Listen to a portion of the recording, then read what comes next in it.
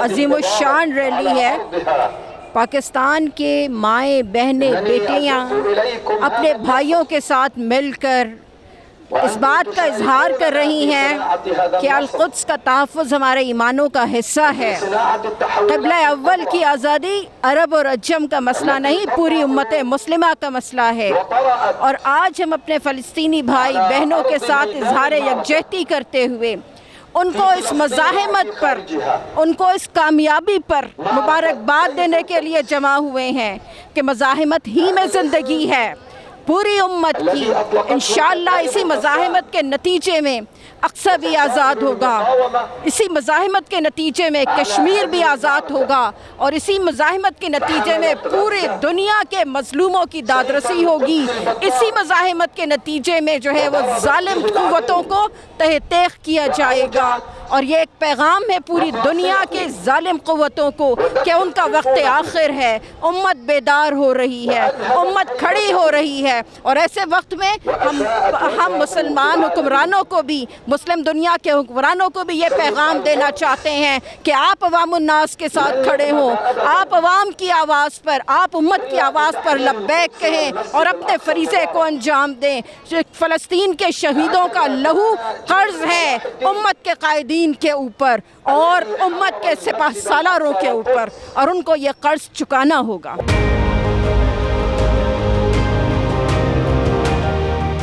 यहाँ पर हम लोग फ़लस्तीन के लिए आए हुए हैं और आज यहाँ पर हमारा आने का सबसे बड़ा मकसद ये है कि हम सबसे पहले तो एक तरफ पूरी दुनिया को ये पैगाम देना चाहते हैं कि फ़लस्तीन के बच्चे पर, औरत पर या मर्द पर या किसी भी मज़लूम के ऊपर कोई भी अगर हमला होता है तो हम ये समझते हैं कि वो हमारे ऊपर हमला है, वो पाकिस्तान के ऊपर हमला है, वो इस्लाम के ऊपर हमला है।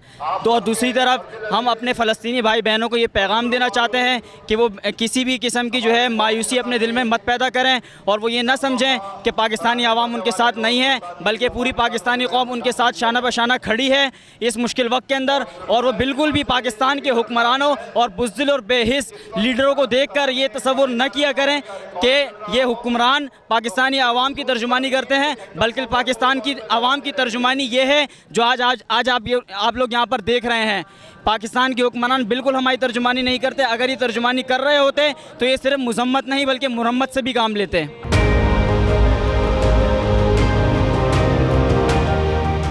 फ़लस्तीन की सपोर्ट में खड़े रहे इस वक्त। मैसेज बस इजराइल के लिए ये है कि जो अपनी हिस्ट्री भूल बैठे हैं तो उनसे यही रिक्वेस्ट है कि अपनी हिस्ट्री याद करें और फ़लस्तीनियों पर ये जुल्म बंद करें, क्योंकि उनका ये इक़दाम ये करेगा हम सब मुस्लिम को यूनाइटेड कर देगा इंशाल्लाह। और वंस हम यूनाइटेड हो गए तो फिर इनकी खैर नहीं है।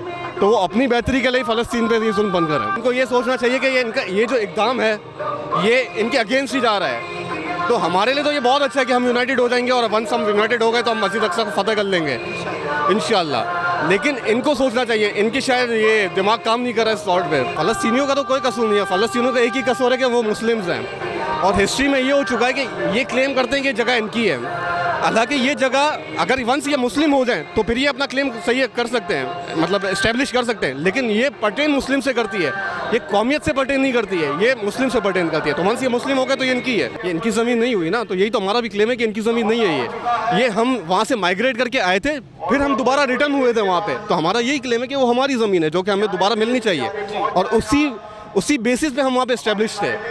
अब ये पता नहीं इन्होंने कौन सा क्लेम ईजाद किया है, वो समझ से बाहर है।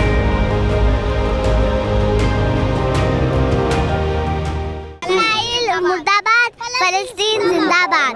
इस्राइल मुर्दाबाद, फ़लस्तीन जिंदाबाद।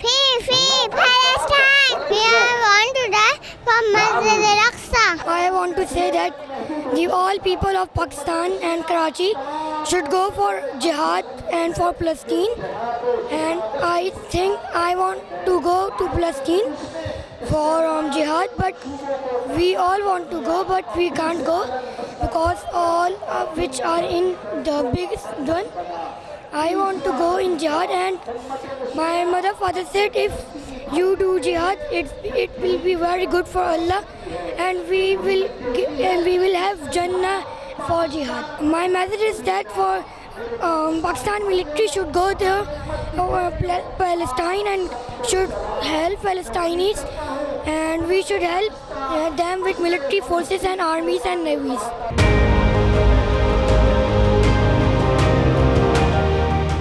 मस्जिद अक्सा हमारी है और हमारी रहेगी। इसराइल के अंदर इतनी हिम्मत नहीं कि वो हमारे होते हुए मस्जिद अक्सा पर कब्जा करे। मस्जिद अक्सा हमारी है, हमारी रहेगी, और ये इसराइल कौन हुए उस पर कब्जा करने वाले। From the river to the sea, Palestine will be free. From the river to the sea, Palestine will be free. From the river to ए फ़लस्तीन के शहीदों, तुम्हारा लहू ज़रूर रंग लाएगा, हम तुम्हारे साथ हैं। राहिल शरीफ से ये गुजारिश है कि उन्होंने 40 ममालिक की फ़ौज जो बनाई थी वो कहाँ है, वो इसी दिन के लिए बनाई थी या फिर अपने आप को बैठाने के बनाई थी, या गौरी या तैयारे जो बनाए हैं वो किस लिए बनाए हैं?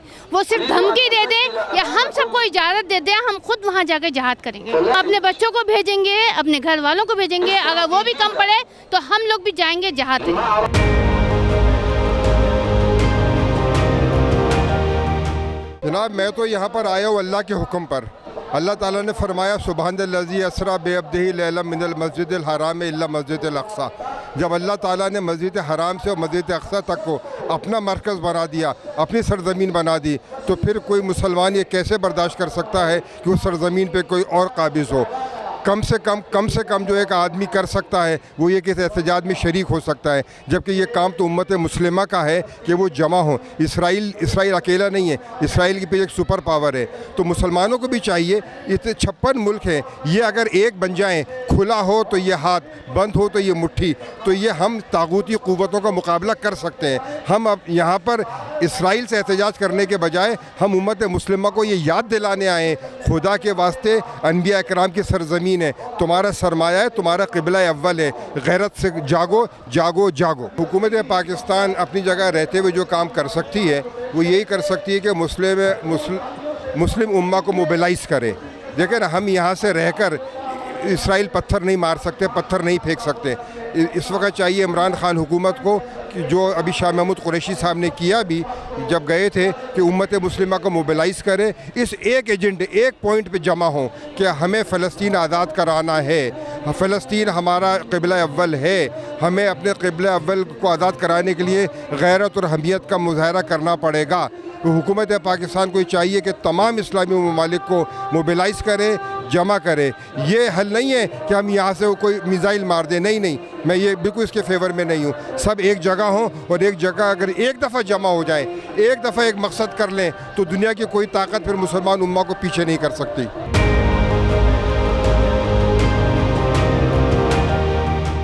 अगर हम लोग एज़ मुस्लिम्स और एज़ ह्यूमंस किसी जो हो रहा है, एथनिक क्लींजिंग हो रही है फ़लस्तीन में, अगर हम उसके ख़िलाफ़ कुछ नहीं कह सकते तो फिर हमारा पॉइंट क्या, हमारा मकसद क्या है, हम कर क्या रहे हैं? अगर हम इतने जुल्म के और इतनी एथनिक क्लींजिंग के बाद हम इसराइल को, हम जानते हैं कि वो एक सेटलर कॉलोनी है और हम उसके ख़िलाफ़ कुछ बोल नहीं सकते या उसके ख़िलाफ़ कुछ कर नहीं सकते, तो फिर हमारा मकसद क्या है? फिर हम क्या कर रहे हैं अपने साथ, अपनी ज़िंदगी में?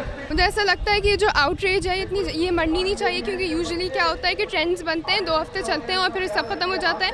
जो बॉम्बिंग है, जो एथनिक क्लींजिंग है, जो लोगों को घरों से निकाला जा रहा है, वो चलता है, वो सालों से चल रहा है। इस दफ़ा वो गुस्सा, आई होप कि लोग वो गुस्सा ख़त्म नहीं होने दें, मरने नहीं दें। इतनी सीज़ फायर हुई है इसराइल ने किया क्योंकि इतनी आउटरीच हुई है सोशल मीडिया पे।